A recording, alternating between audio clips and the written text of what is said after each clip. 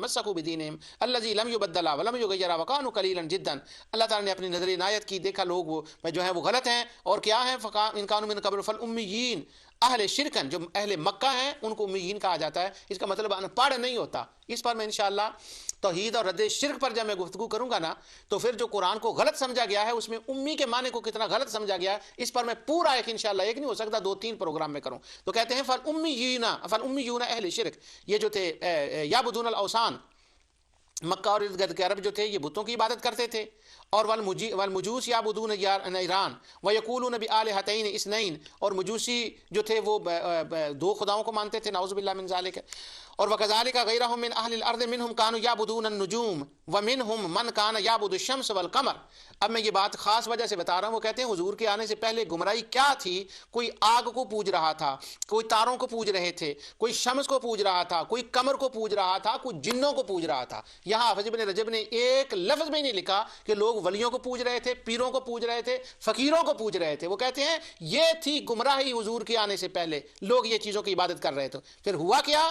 اللہ نے نظر رحمت کی بارسال محمد صلی اللہ علیہ وسلم الی ما جاء به من الهدى والدین الحق واظهره الله دینه وحتى بلغ مشارق الارض ومغاربها فظهرت فيها كلمة التوحید والامر بالعدل بعد كانت الارض كلها. جب نبی کریم صلی اللہ علیہ وسلم دنیا میں تشریف لائے تو بت پوجنے والے رب کو پوجنے لگے، ستاروں کو پوجنے والے رب کو پوجنے لگے، آگ کو پوجنے والے رب کو پوجنے لگے. تو وہ کہتے ہیں یہ سارا کس طرح سے کایا پلٹ گئی، کیوں ہو گیا کہ ادھر سجدے کرنے والے سب اس رب کو سجدے کرنے لگے؟ اس کا سبب کیا بنا؟ تو وہ کہتے ہیں بارسال محمد صلی اللہ علیہ وسلم، یہ مصطفیٰ کی آمد کا صدقہ تھا کہ وہ سر، وہ گردنیں جو غیروں کے آگے جھکا کرتی تھیں وہ رب کے آگے مصطفیٰ نے آ کر جھکا دی. حضور علیہ السلام کے بغیر کوئی توحید نہیں ہے. لوگ توحید توحید توحید کرتے ہیں. حافظ ابن رجب کہتے ہیں وہ کون سی توحید ہے جو مصطفیٰ کے بغیر تم توحید کو لیے پھرتے ہو؟ یہ حافظ ابن رجب کی میں باتیں آپ کو سنا رہا ہوں. اور کس مہینے میں واز کر رہے ہیں؟ ربیع الاول کے مہینے میں. کس مجلس میں کر رہے ہیں؟ میلاد النبی کے مجلس میں. کیا مقام ہوگا، کیا وہ محفل میلاد ہوتی ہوں گی اس زمانے میں جن محفل میلاد میں ایسے علمی واز حافظ ابن رجب کیا کرتے ہوں گے اور دوسرے علماء کیا کرتے ہوں گے. ہمارے زمانے میں تو مطالعہ کی ضرورت لوگوں نے ختم کر دی. وہ 3-4 باتیں ہیں، وہ بس وہی بار بار ان کے ساتھ 2-4 شعر لگا دیے. علمی یہ واز ہیں، ان کو بیان کریں، بتائیں. آقا دو جہاں صلی اللہ علیہ وسلم کی ولادت باصادر اور کمالات کو بتائیں جو حافظ ابن رجب نے لکھے ہیں. حافظ ابن رجب یہ خود واز کیا کرتے تھے. آگے جو میں نے آپ کو خاص بات بتانی تھی وہ یہ تھی، باتیں تو ساری خاص ہیں اگر کوئی توجہ کرے تھے. آگے انہوں نے یہ کہا ہے کہ رسالت محمدی کے بغیر کوئی توحید نہیں ہے. پھر وہ کہتے ہیں، یہ بات میں نے آپ کو خصوصیت کے ساتھ میں نے نشان لگایا تھا. یہ وہ کہتے ہیں وقد رؤی الامام احمد بعد موتہ فی المنام. اب وہ میلاد کے واز کے اوپر ہی دلیل لا رہے ہیں. کہتے ہیں کہ امام احمد ابن حنبل کے انتقال کے بعد کسی نے خواب میں ان کو دیکھا. لوگ ہمیں تانا دیتے ہیں یہ خوابوں کی باتیں بڑی کرتے ہیں، خوابوں کی باتیں بڑی کرتے ہیں. تو یہ خواب کی بات وہ بیان کر رہے ہیں حافظ ابن رجب. تو کہتے ہیں امام احمد ابن حنبل کو خواب میں دیکھا، فسئل عن حالہ، ان سے سوال کیا گیا حضور آپ کی کیا حالت، اللہ تعالیٰ نے آپ کے ساتھ کیا معاملہ کیا؟ فقال، آگے امام احمد ابن حنبل نے جواب دیا. کس کو؟ دنیا سے جانے کے بعد جواب دیا. اور لکھ کون رہا ہے؟ ابن رجب حنبلی لکھ رہا ہے. یہ نہیں کہ مولانا بشیر صاحب رحمۃ اللہ علیہ کی واز کی کتاب کو وہ بندہ کہا جی میں تو اس کو مانتا ہی نہیں ہے. ابن رجب کہہ رہے ہیں. امام احمد بن حنبل سے پوچھا گیا قبر میں کیا گزری؟ تو کہتے ہیں فقال لولا النبی محمد صلی اللہ علیہ وسلم لکننا مجوسا، اگر حضور نہ ہوتے تو میں تو مر ہی گیا تھا، ہم تو مجوسی ہوتے، ہم کافر ہوتے. قبروں کے اندر اللہ نے ہمیں بڑی بہاریں دی ہیں اور بہاریں دی ہیں مصطفیٰ کے صدقے سے، حضور کی وجہ سے.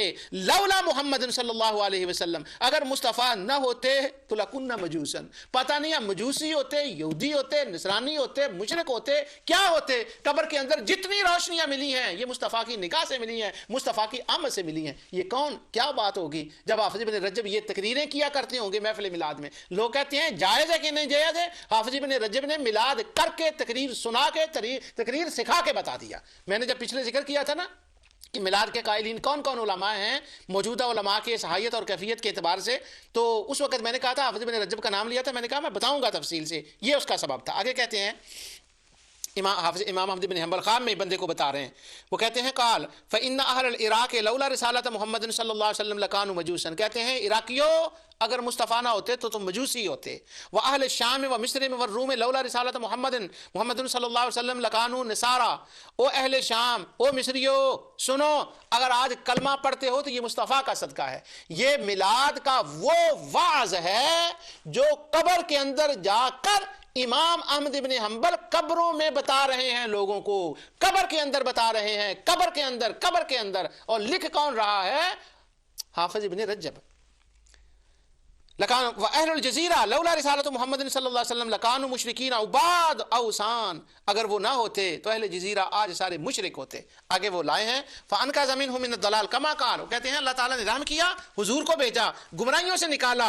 اور آگے حافظ ابن رجب نے کہا لوگوں سن لو، یہ اس نبی کی شان کی بات ہے جن کی شان کے بارے میں رب العزت نے فرمایا وما ارسلناک الا رحمۃ للعالمین. سبحان اللہ، کیا سننے والی تقریر ہوگی حافظ ابن رجب رحمۃ اللہ علیہ کی جب وہ یہ تقریر کرتے ہوں گے. آگے وہ میلاد کے بارے میں پھر اور آیات لائے ہیں. انا اولى الناس بابراہیم الذین اتبعوا هذا النبی والذین آمنوا.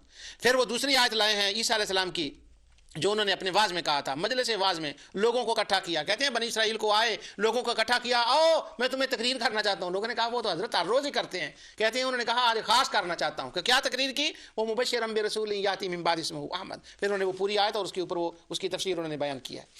آگے وہ لائے ہیں دوسری. اب یہ دیکھیں واز کا طریقہ سن لیں. آج کا یہ تو جی فیصلہ باد سے شروع ہوا ہے، یہ تو جی وہ میاں والی سے شروع ہوا ہے، یہ تو جی فلاں سے شروع ہوا ہے، وہ ادھر سے شروع ہوا ہے.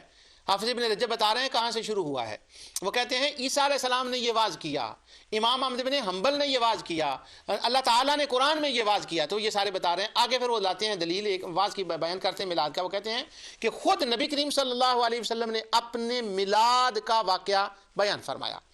وہ کہتے ہیں تیسری دلیل یہ ہے کہ حضور علیہ الصلوۃ والسلام سے آپ کی شان کے بارے میں پوچھا گیا. یہ روایت مختلف حدیث کی کتابوں میں ہے، اس لیے میں تھوڑے سے اس کے اوپر حافظ ابن رجب سے ہٹ کر بھی کسی ایک سبب کی وجہ سے میں اس کے اوپر کچھ کامنٹس جو ہے وہ کرنا چاہتا ہوں. لیکن پہلے حافظ صاحب کا سن لیں. وہ کہتے ہیں کہ نبی کریم صلی اللہ علیہ وسلم سے پوچھا گیا آپ کی شان، تو حضور نے اپنی شان کو بیان کیا.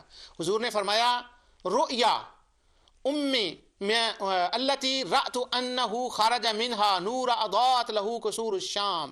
حضور نے فرمایا میں اپنی ماں کا وہ خواب ہوں جو انہوں نے دیکھا تھا اور ان کو خواب کے اندر شام کے محلات نظر آئے. پھر انہوں نے فرمایا نبی صلی اللہ علیہ وسلم نے دوسری روایت بیان کی وَرُؤْيَا هُنَا ان ارید بها رؤیا المنام. وہ کہتے ہیں کہ یہ جو نبی کریم صلی اللہ علیہ وسلم کی والدہ ماجدہ کو خواب آیا، کیا یہ خواب ہی تھا؟ وہ کہتے ہیں وَإِنْ أُرِيدَ بِهَا رُؤْيَا عَيْن. کیا یہ واقعہ ایسا ہوا تھا کہ نبی کریم صلی اللہ علیہ وسلم کی والدہ کو خواب آیا تھا اور انہوں نے خواب کو بیان کر دیا، یا یہ واقعہ ایسا ہوا کہ جب سرکار دو عالم صلی اللہ علیہ وسلم کی ولادت ہوئی تو پھر وہاں پر وہ نور چمکا اور اس نور کے چمکنے کی وجہ سے ان کو شام کے جو تھے وہ محلات نظر آ گئے. یہ حافظ ابن رجب مختلف روایتیں لائے ہیں. وہ کہتے ہیں یہ کئی جب نور چمکا تو ایک روایت میں آتا ہے شام کے محلات نظر آ گئے، دوسری میں آتا ہے کہ لہو ان کے آناق الابل ببصرہ، وہ بصرہ کے ان کو جو اونٹوں کی گردنیں تھی وہ نظر آ گئی. تیسری روایت میں ہے کہ مشرق و مغرب جو تھا وہ نظر آ گیا. یعنی ایک روایت ہو گئی بصرہ کے نظر آ گئے، دوسرے میں ہے مشرق و مغرب نظر آ گئے، تیسرے میں ہے کہ مجھے شام کے محلات نظر آ گئے. تو یہ تین باتیں ہیں. تو حافظ ابن رجب کہتے ہیں یہ تین مختلف روایات آتی ہیں تو وہ کہتے ہیں تینوں حق ہیں. اب اس کے اوپر وہ جو بحث کرنا چاہتے ہیں حافظ ابن رجب، کیا یہ خواب کا واقعہ تھا؟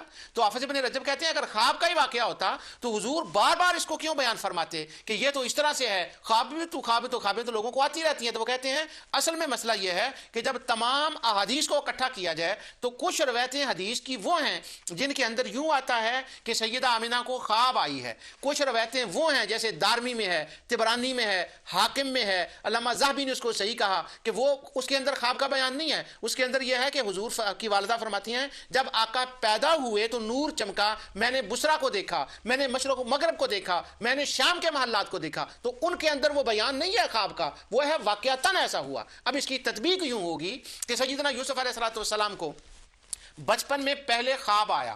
وہ فرماتے ہیں کہ میں نے خواب میں دیکھا کہ مجھے انی رأیت احد عشر کوکبا والشمس والقمر، 11 ستارے، چاند اور سورج مجھے سجدہ کر رہے ہیں. یہ سورت یوسف کو جب ابتدا میں پڑھیں تو پھر یہ ہے کہ وہ پہلے خواب میں یہ ہوا. اور جب سورہ یوسف کے آخر میں پہنچے تو فخروا لہ سجدا, اور پھر وہ واقعہ تن ایسا ہو گیا کہ 11 بھائیوں نے, ماں نے, باپ نے سجدہ کیا. تو حضرت یوسف علیہ السلام کہتے ہیں قال یا ابت ھذا تأویل رؤیا من قبل قد جعل ربی حقا, اے میرے باپ آج رب نے اس خواب کو سچا کر دیا کہ جو میں نے بچپن میں خواب دیکھا تھا اب تو وہ حقیقت بن کر آج آ گیا کہ 11 بھائیوں نے سجدہ کیا, ماں نے سجدہ کیا, باپ نے سجدہ کیا. تو معنی یہ نکلتا ہے کہ اللہ والوں کے ساتھ ایسا ہوتا ہے کہ پہلے وہ خواب آتی ہے پھر وہ حقیقت میں اس کا اظہار ہوتا ہے. تو حافظ ابن رجب کا ملان جس پر وہ بات کر رہے ہیں وہ یہ ہے کہ پہلے سیدہ آمنہ کو خواب آیا تھا, پھر انہوں نے خواب کے اندر شام کے محلات, مشرق و مغرب, بصرہ کو دیکھا. پھر جب حضور پیدا ہوئے تو حقیقتاً پھر نور چمکا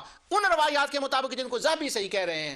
پھر وہ کیا ہوا کہ پھر وہ نور چمکا, اس سے شام کے محلات بھی دیکھے, بصرہ کے بھی دیکھے, اس کو مشرق و مغرب کو بھی دیکھا. تو گویا سیدہ آمنہ کی یہ کرامت تھی کہ اللہ تعالیٰ نے نور کے ذریعے سے ان کو مشرق و مغرب دکھا دیا. اب مشرق کیوں دکھایا, مغرب کیوں دکھایا؟ کیونکہ آقا کی نبوت مشرق و مغرب کے لیے تھی. اور بصرہ کیوں دکھایا, شام کیوں دکھایا؟ اس پر میں نے پچھلے پروگرام میں اس کے ابن محمد بن عبد الوہاب النجدی کی کتاب مختصر سیرت الرسول سے میں نے اس کو وہ بتا دیا تھا. اور بصرہ کیوں دکھایا؟ وہاں آقا کا تذکرہ کرنے والا بحیرہ راہ بیٹھا ہوا تھا جو آنے جانے والوں کو آمد مصطفیٰ کی خبریں بتایا کرتا تھا. تو آج کے میں نے اس اپنے ازالہ شبہات کے اندر میلاد النبی صلی اللہ علیہ وسلم کے اوپر آپ کو حافظ ابن رجب کا واعظ سنایا. انہوں نے 12 مہینوں کو بیان کیا اور میں اپنی بات کو اس کے اوپر ختم کر رہا ہوں. حافظ ابن رجب نے یہ کہا کہ حضور علیہ الصلوۃ والسلام جب آئے تو سارا واعظ کرتے ہوئے یہ ختم نہیں کیا, بہت آگے ہے, اور وہ حضور کے نور کا جب ذکر کرتے ہیں تو یہاں پر وہ ایک اپنے واعظ کو ختم کرتے ہیں. اس کے بعد دوسرا واعظ ہے وَأَنْتَ لَمَّا وُلِدْتَ أَشْرَقَتِ الْأَرْضُ وَضَاءَتْ بِنُورِكَ الْأُفُقُ فَنَحْنُ فِي ذَلِكَ الضِّيَاءُ وَفِي النُّورِ وَسُبُلَ الرِّشَادِ نَخْتَرِقُ. یا رسول اللہ صلی اللہ علیہ وسلم, حضرت عباس کا قصیدہ وہ بیان کرتے ہیں کہ جب حضور پیدا ہوئے تو زمین و آسمان آپ کے نور سے چمک گئے, ہر چیز چمک اٹھی, اور آپ کے نور کی روشنی میں ہم اس سفر میں رواں دواں ہیں. یہ حافظ ابن رجب کا میلاد کے اوپر واعظ اور میلاد کے جواز کے اوپر اور میلاد کی باتیں میں نے آج آپ کو سنائی. اللہ تعالیٰ حضور علیہ الصلوۃ والسلام کے صدقے سے جو کچھ میں نے کہا یہ لوگوں تک پہنچا دے, لوگوں کو سمجھنے کی توفیق دے, اور میلاد النبی صلی اللہ علیہ وسلم پر علمی واعظ کرنے کی علماء اور جو واعظین ہیں ان کو اس کتاب کا ترجمہ کرنا, پڑھنا, سمجھانے کی توفیق عطا فرمائے. وما علیہ الا البلاغ.